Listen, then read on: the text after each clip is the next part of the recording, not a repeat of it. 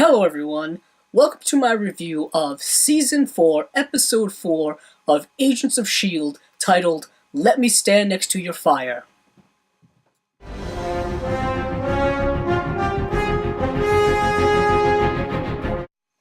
Before I go any further, I want to specify that there will be spoilers in this review.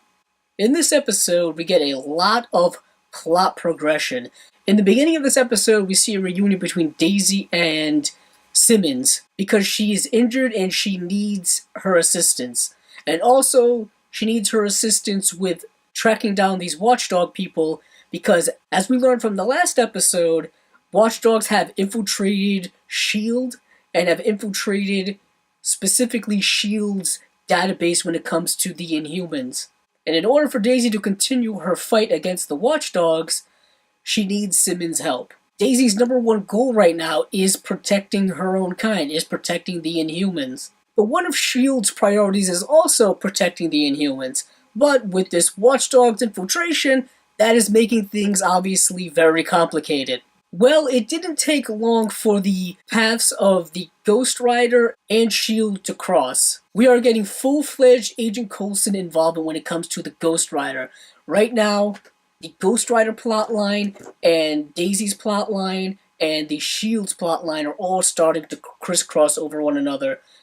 Not only when it comes to the Inhumans and the Watchdog issues, but now when it comes to those ghost-like creatures that we saw in the first 2 episodes. In this episode, we get a lot more information about them. Specifically, we get background information about what happened to Robbie Reyes' uncle when he was working on this think tank with all these other scientists, and there was some type of explosion that I believe caused these people to become these ghost-like beings. But they were trying to search for this ancient magical book, and in my belief, this magical book ties in directly to the Doctor Strange film.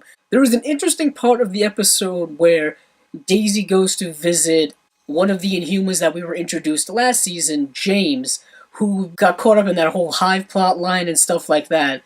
And what I found really interesting about that is that he is now working with the Watchdogs or has made a deal with the Watchdogs, which really made almost no sense to me because if we remember way back when we first saw James, his main goal was to become an Inhuman, and now he all of a sudden hates Inhumans. He essentially hates his own kind. So there's a really weird turn of character for him that I felt was kind of came out of left field. I mean, it was there to serve the plot because the Watchdogs needed to attack Daisy and Simmons so that, Ghost Rider could show up and save the day, as well as Agent Coulson and Mac, of course.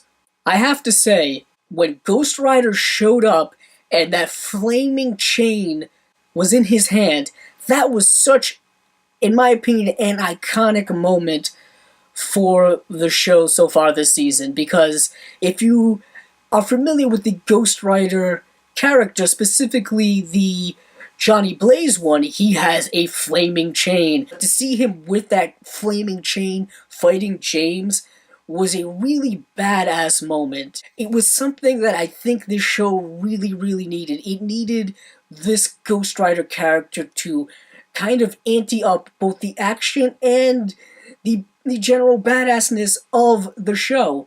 When Robbie Reyes looks directly into the camera and you see him morph into the Ghost Rider, that was the highlight of the episode for me.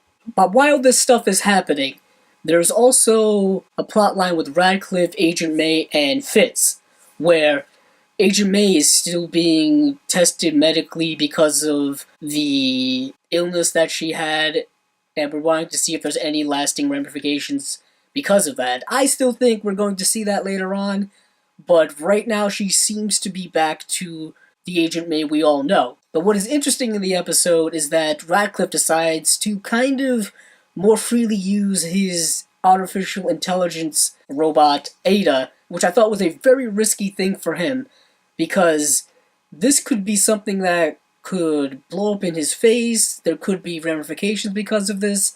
As we know in the episode, apparently Simmons goes through regular polygraph tests, being a higher up at S.H.I.E.L.D. now, which I think is very, very interesting because I don't ever remember that being a part of S.H.I.E.L.D. before, but I think they really want to ramp up the transparency in S.H.I.E.L.D. because of what happened with Hydra.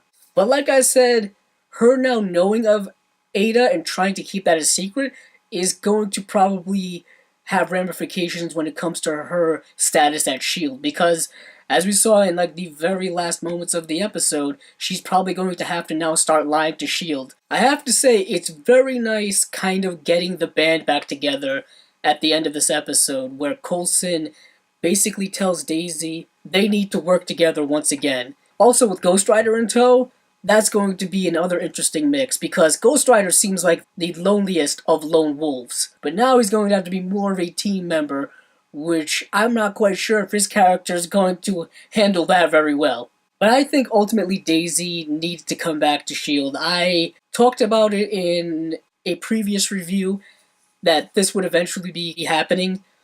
I didn't think it would happen this fast. I didn't think that we would go for episode 1 to her being all by herself to episode 4 being back working with S.H.I.E.L.D. So they are progressing very, very quickly when it comes to these plots.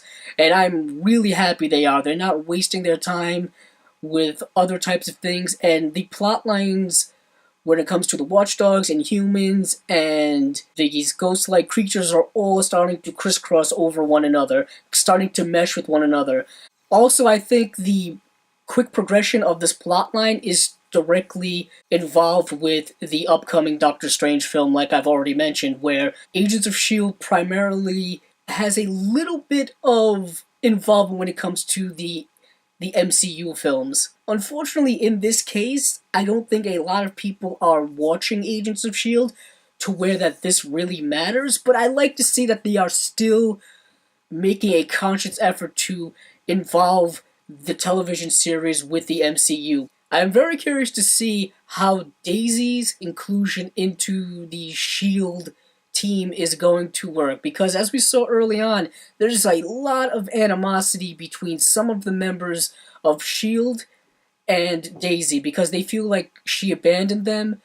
They feel betrayed by her because of what happened last season. So I'm going to be very interested going forward to see if she's able to work with this team again. Overall, I would have to say that this was a great episode for Agents of S.H.I.E.L.D. Considering that it's only its 4th episode, we were able to get so much plot building in it. I thought it was a great testament to the episode. I'm very curious to see going forward. This has been my review of Agents of S.H.I.E.L.D. Season 4, Episode 4, Let Me Stand Next to Your Fire. If you like this video, please check out my other episode reviews for the other superhero television series.